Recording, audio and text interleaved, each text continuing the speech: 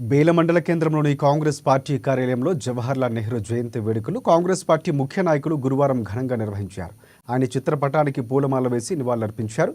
ఈ సందర్భంగా కాంగ్రెస్ పార్టీ మండల అధ్యక్షులు ఫైజుల్లా ఖాన్ మాట్లాడుతూ చాచా నెహ్రూ దేశానికి ఎనలేని సేవలు చేసిన మహోన్నతమైన వ్యక్తి అని కితాబునిచ్చారు. ఆయన జయంతిని బాలల దినోత్సవంగా జరుపుకోవడం ఎంతో సంతోషకరమన్నారు.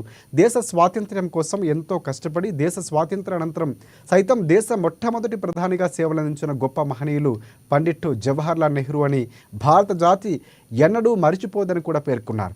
ఈ కార్యక్రమంలో మార్కెట్ వైస్ చైర్మన్ సావాపూర్ విల్లాస్, అలాగే బ్లాక్ కాంగ్రెస్ అధ్యక్షులు సంజయ్ గుండావార్, పురుషోత్తం, సాగర్, అవినాష్, దేవతడే విలాస్, నానాజీ పటేల్ తదితరులు పాల్గొన్నారు.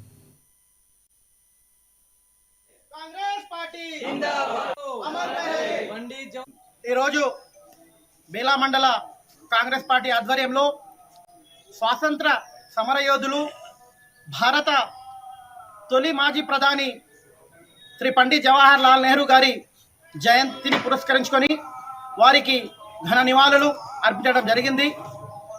పండిట్ జవహర్లాల్ నెహ్రూ 1889లో అలహాబాదులో ఒక సంపన్న కుటుంబంలో జన్మించి అప్పుడు భారతదేశంలో బ్రిటిష్ పరిపాలన ఉండే. మరి ఈ బ్రిటిష్ పాలకులు భారతదేశంలో వాళ్ళు పరిపాలిస్తున్నప్పుడు వారికి వ్యతిరేకంగా స్వాతంత్ర సమరంలో పాల్గొని అనేక పర్యాయాలు జైలుకు వెళ్ళి మరి స్వాతంత్ర సమరంలో కూడా వీళ్ళు కాంగ్రెస్ పార్టీ భారతదేశానికి స్వాతంత్రాన్ని తీసుకురావడం, అదే స్వాతంత్ర అనంతరం భారతదేశ తొలి ప్రధానిగా ఆయన ఎన్నుకోబడారు.